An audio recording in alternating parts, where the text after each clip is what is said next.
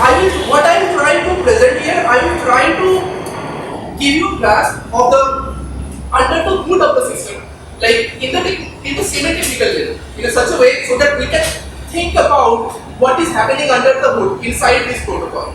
And why do we need that? Because it is an unpopular opinion. Most of the times, whatever the wallets we have in the market, they have this notion that we have to abstract away the complexities of the protocol so that people can use it user friendly, right? Because if it's very complex to use, not a lot of people will not use it. But there is a problem.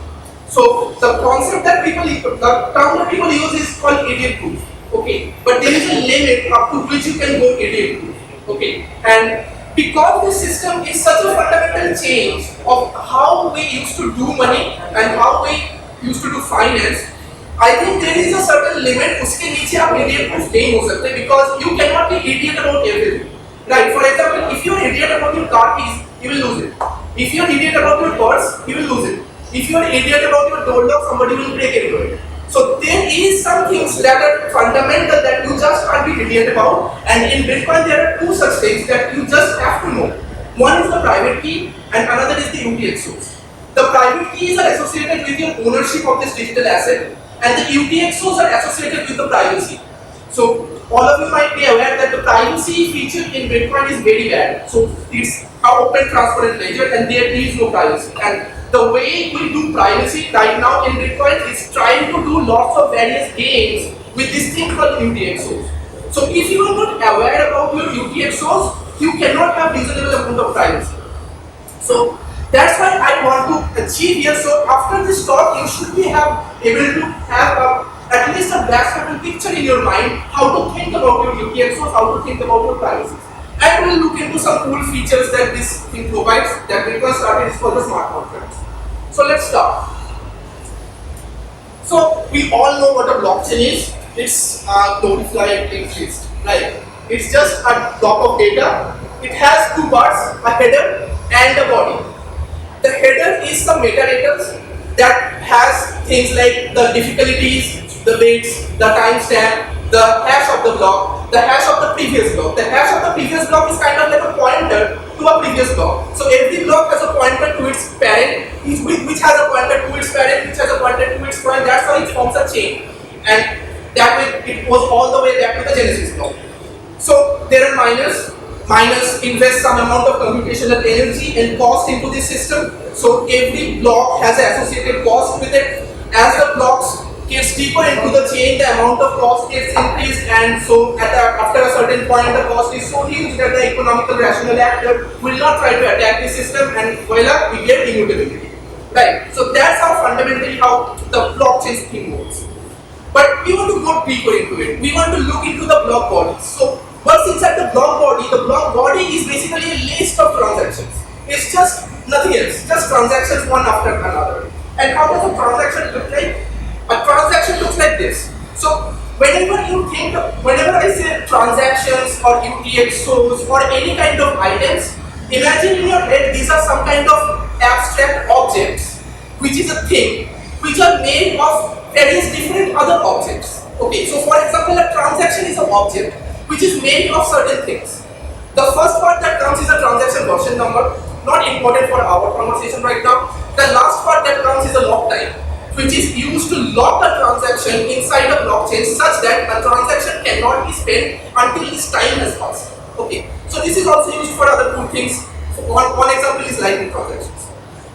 The most important part of a transactions are two lists. One are called the input list, one is called the output list. Input list contains multiple number of inputs and the output list contains multiple number of outputs. And each of these inputs have two things. They have a pointer that points to a previous transaction's output, and they have a key that opens a puzzle box. And the output is just an amount with a puzzle box. So think about it this way, what a transaction is doing is basically it's saying वापस जाओ जाके वो वाला box खोलो, तो देखो वो वाला बॉक्स का जो पजल बॉक्स है उसका जो की है ये इस की से वो पजल बॉक्स खोलो, वो वैल्यू निकालो और ये नया पजल बॉक्स क्रिएट करो. So that's all a transaction is saying, and this is encoded in this kind of structures. Okay. The outputs of a transactions are called UTXOs, unspent transactions outputs. Whatever we call as points is basically the UTXOs. Okay. So whenever an output is not yet referenced by another new transaction's input, it's unspent.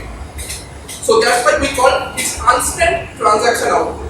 Whenever a transaction refers to such outputs, it's spent. So it's not a UTXO anymore. Clear? Okay. So an UTXO is a new transaction output.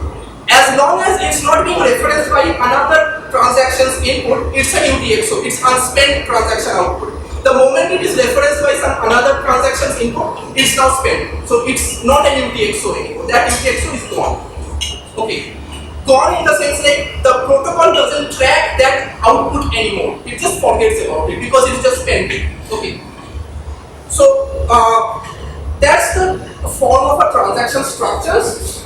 Now we go a little bit deeper. So what a transaction is doing, so we can think of this transaction as a unit action, a unit of action. What the action is? The action is gulp up some previous UTXOs and create these new UTXOs. Okay, that's what you do when you spend a Bitcoin. You are basically gulping up some previous UTXOs which you have ownership of. I will explain what ownership means, and then you create new UTXOs out of the transactions. So each block has multiple of these transactions. These transactions are spending some UTXOs which are being consumed and new UTXOs are being created. The Bitcoin protocol continuously keeps tracks of this UTXO set. This is the state of the protocol. So you might have heard that this system is called a state machine. A state machine has two things, a state and a transition function. In Bitcoin, the blockchain is the transition function, and the UTXO, the whole list of UTXOs at any moment of time, is the state of the whole system at that moment of time. But that's a tangent from our point here. So this is what a transaction do. You take UTXOs, you consume it up, you create new UTXOs. Simple. So this is what our economic transaction might look like. So suppose Alice wants to buy something from Bob, and he wants to give him six Bitcoins. But here's a problem, Alice doesn't have 6 Bitcoin. He has a UTXO of 10 Bitcoin. So what Alice will do, Alice will create a transaction which will consume this 10 Bitcoin, give 6 Bitcoin in name of Bob, and give 4 Bitcoin, remaining 4 Bitcoin in name of Alice. So this is the payment UTXO to Bob, and then it's the change UTXO to Alice. It's almost kind of similar to our cash, like दुकान में जाते हैं 5 रुपए का सिक्का लेना है, okay, pocket में 10 रुपए है, हम 10 रुपए पूरा पूरा देते हैं, 10 रुपए को हाफ करके नहीं देते, 10 रुपए पूरा पूरा देते हैं, 5 रुपए चेंज कर देते हैं. The same thing happens here. If you have a bigger UTXO, you consume it whole, you give whatever you want to give, and you take the change back as a new UTXO. Okay, so a transaction graph looks like kind of this. So every transaction has some input. So this input 0 is pointing from some another UTXO in the past, and it's creating these two new output 0 and output 1. And this transaction 1, transaction 2, then they refer to this output 0, output 1, they create another set of outputs. And this goes on and on and on. So any UTXO can be traced back through this transaction structure all the way back to the mining, the coin-based transaction that created that part of that UTXO. Right? So all this part of this thing in the protocol, in the blockchain is visible. So anybody can trace payments. And this is a problem. So if everybody can trace whatever people are doing, we lose privacy. Right? And you cannot have possible different kinds of coin joins and different kinds of privacy preserving features if you are not aware about your UTXOs and if you are not specifically doing coin selection and stuff like that. Okay, so that's why it's important.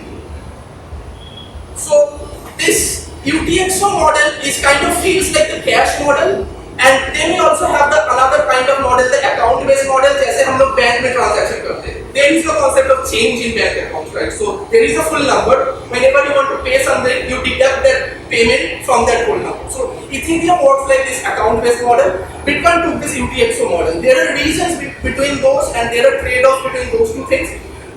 Because Ethereum wanted to do Turing complete smart contracting, they chose the account-based model and didn't go for the UTXO model. There are some problems in UTXO model that you can't do things that you can do in Ethereum. So this is where we end the UTXO discussion, and then we will go further deeper and we will look into the scripting language of Bitcoin. So up till this point, any questions? तो Bitcoin address change होते रहते हैं ना, तो you need to change your Bitcoin address again. इसका क्या मतलब है? So basically here, ये जो 10 Bitcoin वाली UTXO है, it has associated address. Yeah. Once you make the transaction, that UTXO gets consumed. So that address is gone. So this is your change back address. This address should not be equal to this address. You should not use the same address that used for this UTXO in this UTXO. Then you have some really big privacy issue problem. Then all these transactions can be tracked together. Okay. So this is where it comes in. For normal wallets that don't offer point control, do they by default pick the biggest output? थोड़ा सा इधर आके बोलना है, यहाँ पे sound आ जाएगा. Okay, okay. But actually I have to control this thing. Okay, fine.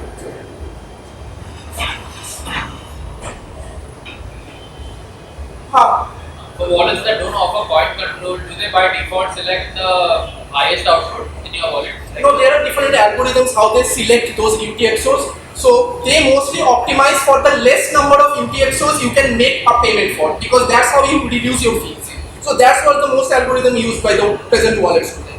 Some wallets I don't know, like Bank might know, like if there is any wallet like that that let you point control, like you can choose the UTXOs. Wasabi lets you do that because they have point control. So it's very important to choose your UTXOs when you are point control. सब में आजकल Bitcoin को wallet में भी wasabi में samurai है क्या? Samurai में है ना, उसमें चूज कर सकते हो. और मतलब लेवल करना पड़ेगा. हाँ. You can indirectly. Okay. So change. So okay. So now we go deeper. So we talked about inputs, we talked about outputs. This is what an input structure looks like. This is what an output structure looks like. An input structure has 4 fields. So in the input there are 2 things. एक है एक pointer कि वापस जाओ वो वाले UTXO को ढूंढ के निकालो, and here is a key that will open that box that is locked on that UTXO. That UTXO this box में locked है. So this is expressed by the first 2 field is basically the pointer to a previous transaction output. And the third field is a script lock. It's an unlocking key. So any guess that how these 2 fields basically points to the previous transaction output? It's very obvious from here. So the first one is a previous transaction ID. So every transaction, if you hash it, every transaction will give a unique transaction hash. That transaction hash is the ID of that transaction. So the first field is saying that find a transaction which has the hash which matches to this ID. The second thing is the transaction index. It says like वो transaction ढूंढने के बाद उसका जो UTXO list है उसमें nth number of UTXO को निकाल देगा. So we are talking we will be going to unlock that nth UTXO. So that's how we point to the UTXO that we are going to unlock in the protocol. And the fourth part is a script seek. So this is the unlocking key. So the locking key and unlocking key, this part where the script comes in, the programming language of Bitcoin comes in. And in the output is very simple. Output just have 2 fields. One is the amount, that is the BTC value that we call, that is the sats, right? This is the mathematical object that represents sats. And then there is a script pub key. The script pub key is the lock box. So think about UTXOs are like tiny little values locked in a box. And the box is locked by a puzzle. A puzzle can be opened by a solution of that puzzle, which only the owner of that UTXO knows. Why? Because that owner of that UTXO possesses the private key or information that can form the solution of that puzzle. If anybody has that information, they can form the solution of the puzzle, they can spend the UTXO. Okay, so that's why you need to be aware about your private key. That's your unlocking key, to unlock those little boxes of value. And the script key field defines how the lock will going to be. Like the value part, the value is the abstract field, and there is a lock surrounding it. The script key field defines that lock. Okay. Let's go. So how the unlocking thing happens? Very simple. Protocol जब वो transaction मिल गया protocol को, मतलब software को, मतलब code है या कोई भी है, The Bitcoin software gets the transaction, it figure out कि कौन सी आउटपुट UTXO उसके पास कर रहा है, उसका लॉक बॉक्स क्या है और कौन सी इनपुट में कौन सी की दिया हुआ है. So that is the script seek. It takes the script seek, it takes the script copy and place them part by part और concatenate करते हैं. Simple. मतलब एक के बाद एक जोड़ देते हैं. And this whole thing becomes a code. It basically becomes a program that exactly looks like assembly language and it executes the program. If the program succeeds, you unlock the box. If the program fails, the UTXO doesn't get unlocked, the transaction is invalid, it gets thrown out from the node. Okay, the node doesn't transfer this transaction to its peer, it doesn't appear in the blockchain anymore. So the entire process of the scripting happens here. Script seek लेते हैं input से, script copy लेते हैं output से, दोनों को एक के बाद एक जोड़ते हैं.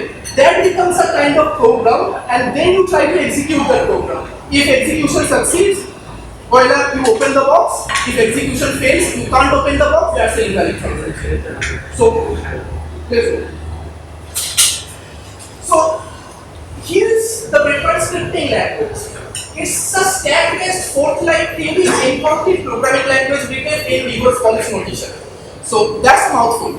So basically, this is what it's kind of like an assembly language. So if anybody in computer science from here, they might have known the stack model of execution. So what is it? Like imagine there is a baldi और baldi के अंदर तुम एक के बाद एक plate डाल रहे हो. Okay, the last plate that you put will be the first plate that you take out. The first plate that you put will be the last plate that you take out. Right? The same thing happens here. The execution takes a stack. It's an empty stack at first. The script copy और script seek लेके जो programme बना था वो एक के बाद एक चीजें को स्टैक के अंदर बड़े छड़ेगा और उसके ऊपर ऑपरेशन करेगा. So there are two kind of things that happens in this program. There are opcodes and there are data pushes. Data are like informations like public key, signatures, stuff like that, and opcodes are like operations like add it, multiply it, double it, hash it, or do something with it. Any kind of operations. So let's look at an example. This is the simplest possible script that was happened in Bitcoin. This was created by Satoshi. When Satoshi released the first code base, this was the script that Bitcoin software was using. It's not used anymore because it's not safe. So it's called the A2 public key. The script is very simple. The script seek part, जो unlocking की जो input पे रहता है, that is a signature. It's a mathematical object. Think about somebody signs some. So the basic. So let's talk about the signature and public key a little bit. So you have a private key which is the information. You derive a public key from that. Using the private key, you can create a signature that is valid for that public key. So anybody who has the private key for that public key can create a valid signature for that public key. So whoever has provided that signature, if he satisfies that public key, that means that he owns the private key for that public key. That means he is the owner of that public key. That means he is the owner of the lockbox. That means he is the right person to open it up. That means he can spend it. So the script signature and so the public key part was very simple. The unlocking part was a signature. The lockbox was a public key and a check seek. Okay. Now what do? You take the unlocking part. You take the lockbox. You put them side by side and consider them as a program. So how the program looks: a signature, a public key, a object seek. Object seek is the operation that checks whether the signature is valid for the public key or not. Now we'll execute it. Let's do it. So we have an empty stack. Our first pointer towards the signature. Then we have a public key. Then we have a check seek. थोड़ा slow चलते हैं. So we have an empty step. The first step, we take the signature and it's a data push. It's not an opcode, so it's a simple data. We push it into the stack. Let's push it into the stack. So signature goes into the stack. The pointer goes to public key. It's not an opcode. It's just a data. We push it into the stack.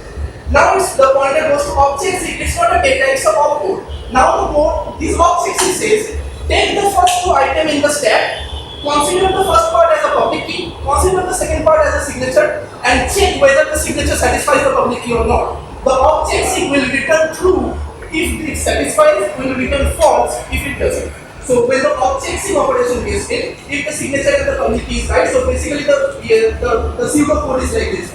if check public takes input as a public key and signature. So if check signature operation returns